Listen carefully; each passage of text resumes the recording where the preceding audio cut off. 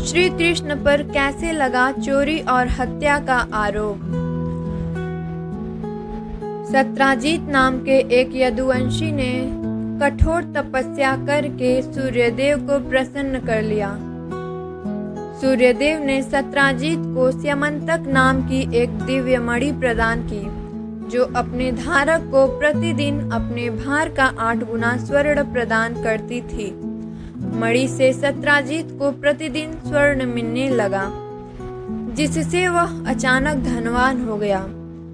तब श्री कृष्ण ने सत्राजित से कहा कि राज्य की समृद्धि के लिए उसे वह मणि राजा को दे देनी चाहिए, परंतु लोभी सत्राजित ने मणि देने से इनकार कर दिया और उसके मन में कृष्ण के प्रति दुर्भावना भी उत्पन्न हो गई। एक दिन सत्राजित का भाई प्रसेनजीत स्यमंतक मणि धारण करके आखेट के लिए चला गया। वहां एक शेर ने प्रसेनजीत को मार डाला। सत्राजित के बहुत प्रयास करने पर भी प्रसेनजीत और मणि का कुछ पता नहीं लगा।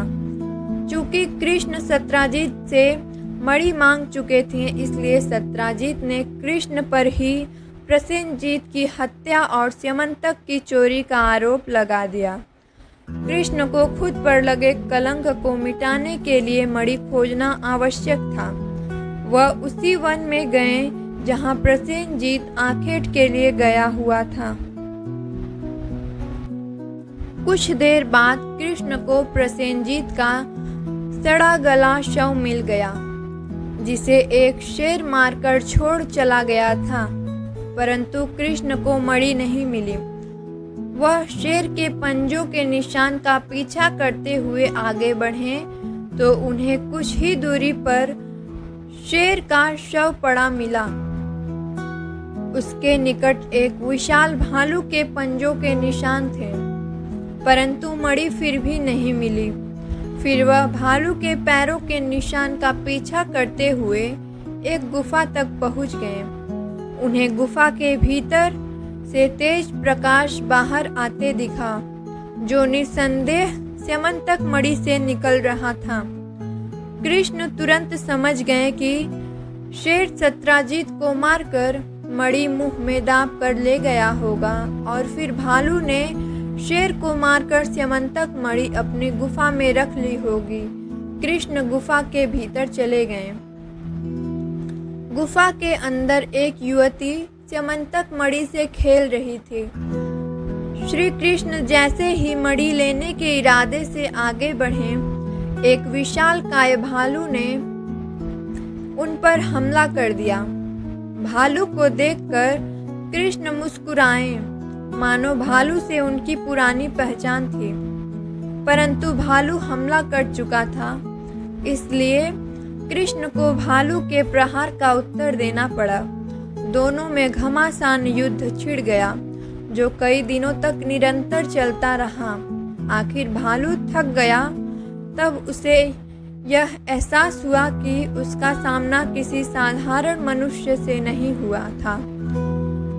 उसने हाथ जोड़कर कृष्ण को उनसे उनका परिचय पूछा। कृष्ण ने मुस्कुराकर कहा, प्रिय जाबुवंत, तुमने मुझे नहीं पहचाना, लेकिन मैंने तुम्हें देखते ही पहचान लिया था। मैं नारायण हूँ और तुमसे त्रेता युग में मिला था, जब मैंने राम के रूप में अवतार लिया था। अब मैं द्वापर युग में कृष्ण के रूप में आया हूँ। फिर कृष्ण ने जाबुवंत को दिव्य रूप में दर्शन दिए, जिसे देखकर जाबुवंत कृष्ण से क्षमा मांगने लगा। तब श्री कृष्ण बोले, मुझे अपने भक्त का प्रहार भी फूल के समान प्रिय है। मैं स्यमंतक मणि लेने आया हूँ, क्योंकि मुझ पर चोरी और हत्या का आरोप है। लेकिन मुझे एक और वचन भी पूरा करना है, जो मैंने तुम्हें त्रेता युग में दिया था। कैसा वचन? जाबुवंत के पास खड़ी उसकी पुत्री जाबुवंती ने पूछा। कृष्ण ने जाबुवंती से कहा, रावण के साथ युद्ध में तुम्हारे पिता ने मेरी सहायता की थी। जिसके बदले जांबुवंत ने तुम्हारा विवाह मुझसे करने का आग्रह किया था, परंतु तब मैं एक पत्नी व्रत से बंधा हुआ था। इसलिए मैंने जांबुवंत को वचन दिया था कि मैं अपने अगले अवतार में उसकी यह इच्छा पूर्ण करूँगा, और मैंने तुम्हें भी यह वरदान दिया था कि तब तक तुम्हारा यौवन यथावत रहेगा। मैं तुम्हें अपनी पत्नी स्वीकार करता हूँ। फिर कृष्ण अपनी पत्नी जांबवंती और स्यमंतक मणि साथ लेकर द्वारका लौट आए। उन्होंने स्यमंतक मणि सत्राजित को लौटा दी और खुद पर लगे हत्या और चोरी के कलंक को मिटा डाला।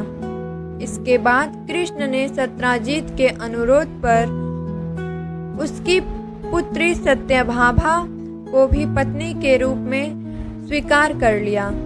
बाद में देवर्षि नारद ने कृष्ण को बताया कि भाद्रपद की चतुर्थी के चंद्रमा का दर्शन करने से उन पर यह कलंक लगा था।